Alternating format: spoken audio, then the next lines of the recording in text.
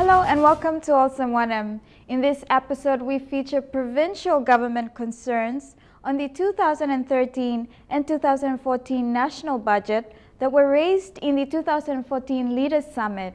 But first, we take a look at people's views on development and the challenges we face.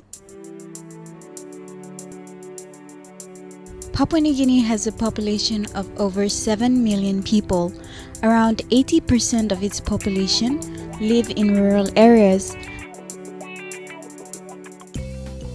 The country's geographical landscape consists of tropical islands,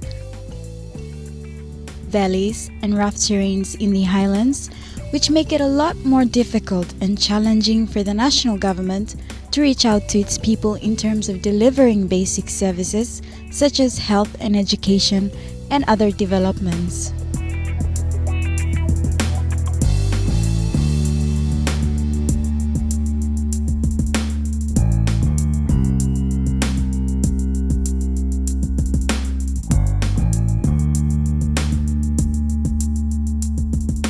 Yeah, I want the government must contribute more towards the education side, and also the look up more students like they don't have enough financial money, they continue their studies. Mibla lagi mol almost victim mol road good na bridge na especially mibla Western Islands sambla mibla no lugi mol all service kind of sem lo mulbay ko sem damla lo lumsa na bodo sem kolta na sogo amsa gorot lo mul na baya amsa gosto lap emba side lo mibla lo isto selem bari na stad lo masin ron go inside mi amastro lo slampi blo bi sem wok blo mo right lo side lo mibla lo before time to MP blo mibla mono sa wo good school minister school good na mila sa karemol school kage na books na ren wasi mibla na mila sa wo bodi wo kamso past time or previous all leaders mibla been elect him go mibla na logi service so now nubla PM go inside na mibla logi service na people lo place mibla around our mass.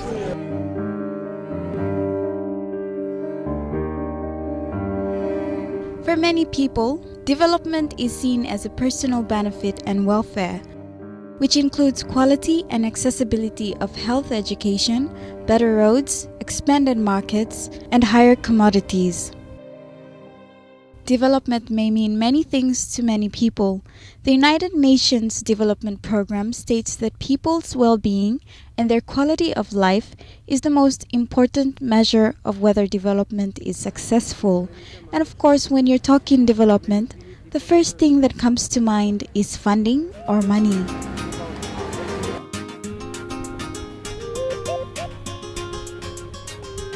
Papua New Guinea is rich in mineral, petroleum, gas, forestry, fisheries, and agricultural resources.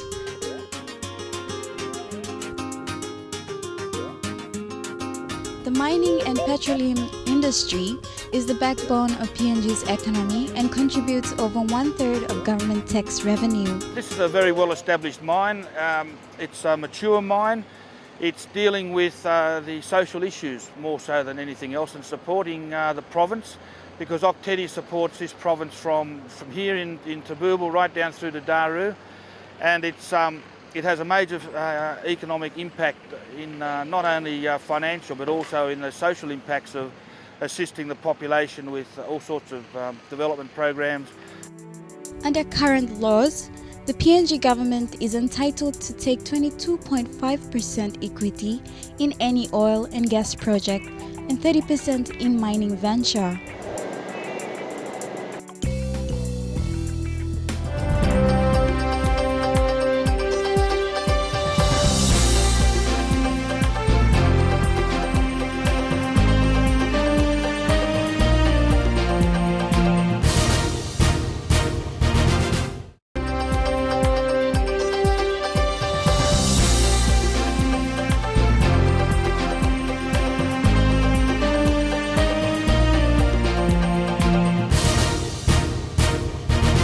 Welcome back to Awesome 1M.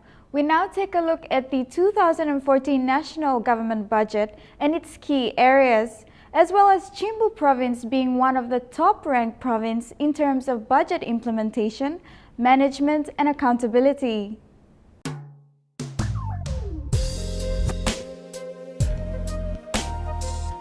Budget is the government's most important economic policy tool. Public budgets translate the government's policies, political commitments, and goals into decisions on how much revenue to raise, how it plans to raise it, and how it plans to raise these funds to meet the country's competing needs. Respective governors and provincial administrators gave brief reports of the 2013 budget allocations and its carryovers, and then reported the 2014 total budget and agenda for the year. The agenda did not vary. They were all on infrastructure maintenance, improving and strengthening the health and education systems, and other major projects such as the improvement and establishment of hospitals, teachers and nurses, colleges. Allocating funds in the national budget is one thing, but managing the funds is another issue. Of all the provinces in the country, Minister for Treasury, Don Polia, stated that Chimbu province has done quite well in budget implementation, management, as well as accountability. The 2014 national government budget is the biggest ever at 15 billion, a 13.8% increase over 2013 budget. Infrastructure is the biggest beneficiary in the 2014 budget with 2.7 billion. A second deficit budget following 2013. Construction of new roads and the provision of money to maintain them is also a government priority. Joanne Morgan speaks for the mothers who carried cargo on their backs and walked over 20 kilometers to get to the hamlets. A local contractor has rehabilitated the Kasuaka Road. Apart from the national highway that runs through Kompong Valley, as economic corridors and a breakthrough for economic potential. But for another road, Duintina member for Hengenofi, Robert Atiafa, a former works manager, used district funds to buy machinery to fix the road. And there is a distinctive difference between how the district built its road compared to the contractors. One thing I see in the last 10 years or so, in the last 15, 20 years, the province wasn't moving, especially when it comes to infrastructure development. The problem lies with the contractors and the way provincial tenders both work. He is now calling on the government to give authority back to the district administrations to fix their own roads. Within the Parliament session in February, Prime Minister Peter O'Neill stated that road contractors will not be given another contract if the quality of the work turns out to be unsatisfactory.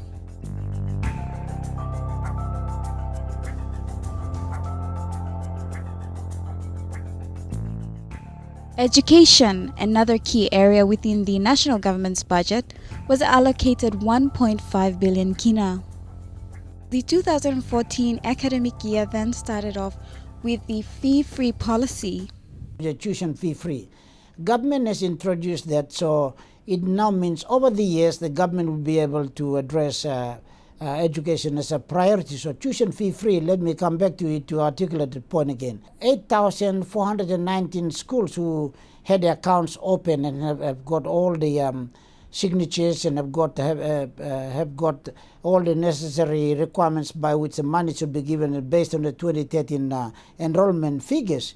8,419 of them have got the money paid in their accounts. These are elementary, primary, high schools, vocational schools, flexible and open distance education, if you like, the short name is FODE, and the vocational centers. They should have got the money, including national high schools. Apart from infrastructure and education, 1.4 billion was allocated to health, 1.3 billion to law and order, while agriculture and small businesses were allocated 777.9 million kina.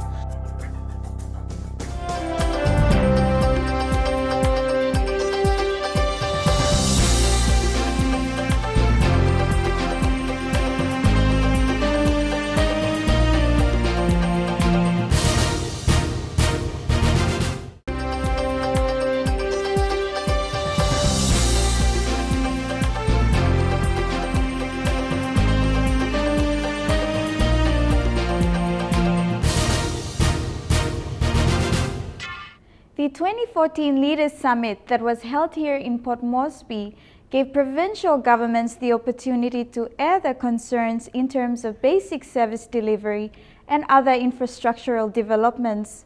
We now take a look at concerns raised by the Governor for Manus, Enga and New Ireland Province. The PNG Leaders Summit was recently held in Port Moresby. The two-day event saw the participation of department heads, CEOs and provincial administrators from around the country. This summit focused on the 2013 budget performance and the 2014 budget delivery strategy. Did our budget, this year's budget, truly reflect the true spirit of last year's summit? No good dimikam meeting nothing. No good dimikam talk nothing. Yeah? I think the people minister must have a time people work in budget process. Time you look in this year's budget, you may look in 2014 budget, you may pass him, yes. As a government, you may pass him. That's all you must look on this level budget good. Plan the line, you got heavy, local departments and all provinces too. So Prime Minister may like make him this observation blow me also. Next year, 2015, you must make sure this year looks available one in projects. You may actually implement him. Now one him something you may talk longer implement it. This event also allowed the provincial governors to air out their concerns in terms of development to the national government. This includes the differences between the provincial government and the national government. According to Governor for New Ireland Province Sir Julius Chan, it is often quite difficult to get ministers to support a provincial government in terms of development. We are willing to work very closely with you, and I'm sure those ministers who try, Sepukatemo you do, you come to New Ireland, we make a promise and you deliver it. So quite a number of them, Minister for Civil Aviation and many others. But a lot of you are very hard to get. You are so busy, we cannot reach you. Through you.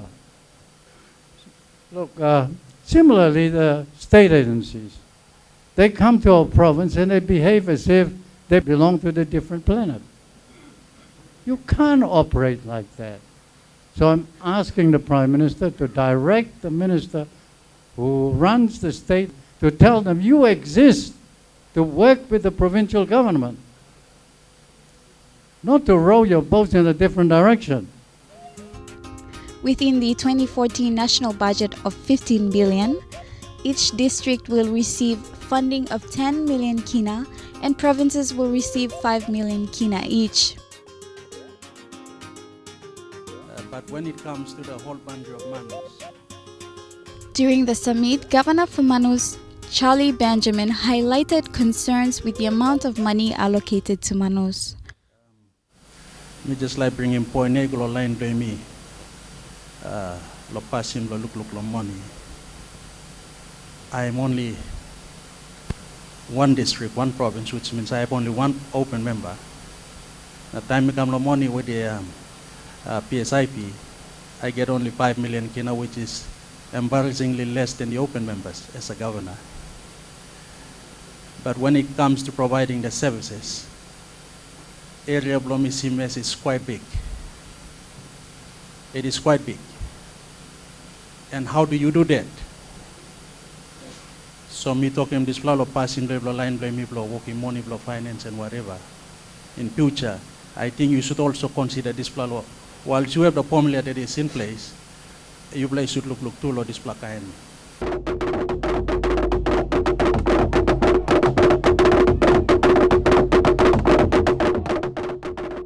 Manus has a landmass of 200 square kilometers and a population of over 50,000 people. Mr. Benjamin also raised concerns in terms of fisheries. Minister of Fisheries and the Secretary, I think, should notice. How do you compensate provinces, maritime provinces, where you catch a lot of fish from the area, bring the cannery to another province, How do you compensate these provinces? For example, Manus, that is the only resource I probably have. How do you compensate me when you bring the canneries to some other place? How do you expect me to provide employment for my people? Internal revenues for the province. How does that work? I'm not saying we shouldn't be putting it to another provinces because we're all Papua New Guineans. But how do you compensate my people? And you go back to Manus, there's nothing. You see the women still selling the usual food at the market. There's really nothing happening there.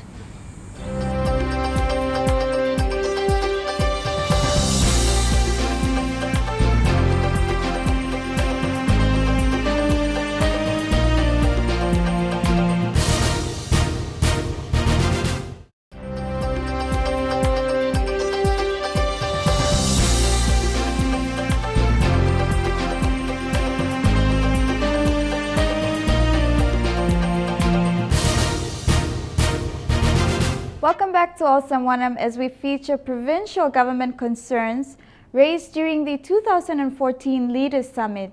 West New Britain sells 1 million bottles of beer per month. The province is one of the largest consumers of beer, and that includes cigarettes, which generates around 4 million kina annually for the province. But this is no longer the case. And West New Britain is one of the largest consumer of beer. 1 million bottles of beer per month, 45,000 cartons of beer. And we used to generate about 4 million kina per annum. Even in 2012, we collected. But then Treasury and IRC have written a letter to us that we are not supposed to collect anymore this tax. If we collect, then we will lose that 60% of that GST component, which we contribute. I mean, GST is also revenue generated from our province. How could you just stop us receiving that 60%? And you successfully happy about preventing us collecting 4 million revenue. Here we are talking about empowering provincial government and generating additional income. That money rightfully supposed to be used for those remedies which the liquor and cigarettes causing. The amount of damage alcohol cause is enormous. But we are not able to generate any revenue out of it. Enga Governor Peter Ipatas, on the other hand, raised concerns on why Enga province does not have a provincial hospital and a provincial jail. When does Enga actually get a provincial hospital? After 39 years of independence or 38 years of independence. This is the government, unfortunately, put in 50 million ago. But at the same time, we must think, I contribute on this plan. This is the country blame me through program. We have not made any noise. I must contribute. Now, this is a provincial hospital and function for national government. It's not a provincial government's priority. It's supposed to be national government priority. How come my province doesn't have a provincial jail? Every province has a provincial jail. And me must sing out yeto. Cry it. When all the gold is being taken out of Enga by Ibla, Kisim gold, the soul, na manina. Now, no one won't basic service stuff also. Enga province certainly lacks some of the most basic services. We now take a look at Manuka village in the Enga province. This was the site where a Bush Material Healthcare Center had stood on for over 30 years. People in Monokam village haven't been given one of the most vital government services for a very long time. The makeshift health center had been aiding a population of over 10,000 people. I'm all sick na kamem. Mibla sanap long up, put him all sick man long ground. Na mibla look him all, check him all, na give him marcin long. The health worker says that the aid post has been treating patients in the area for many years. Like other parts of the country, Enga has some of the highest of infant and maternal mortality. Apart Heard from West New Britain and Enga Province, Governor for Eastern Highlands Julie Soso presented positive remarks from the province. But I want to thank the Prime Minister for the 3 impact projects that have been appointed in my province or nominated in my province. Goroka Market redevelopment by the national government, 10 million kina, plus the 2 million kina PIP from national department before. And from the PSIP, I've put in another 10 million kina, so we have about 22 million kina in the trust account, which thank you very much, Honorable Minister for Finance said allowed for Eastern Highlands Province to have a trust account for the Goroka Market. So thank you very much. I have been given 10 million already, 12 million for the 30 million that I have asked for. The Mega Boramu Economic Corridor Road, that's the road that we want to build going through into Upper Bena and then down into Dumpu, where we have easy access to Medang and Morobe province. Earlier this year, Governor Julie Soso launched the Eastern Highlands Women's Microcredit Scheme to enable women to start and extend their own business. The Eastern Highlands economy revolves around coffee and other cash crops. The provincial capital of Goroka is one that has seen steady growth over the last 5 years. But the women, while major contributors to the local economy, have never been given adequate recognition, according to Governor Julie Soso. She now wants to see more women in business, more growth, and greater participation by local people. Now there's the money no can start a pocket plow, you plow member, there's the money must now go down the house line inside the community in the camp. And that's all we have time for. Thank you to everyone who participated in this edition as we featured the concerns raised by provincial governments in the 2014 Leaders Summit. Next on Awesome Wanam, we feature Care PNG and their integrated development project, which they have started in the Obura Waninara district in the Eastern Highlands province. If you have any comments or suggestions you'd like to share, please contact us via the address on your screen or visit us on our Facebook page. In the meantime, enjoy the rest of your viewing on your #1 station, MTV.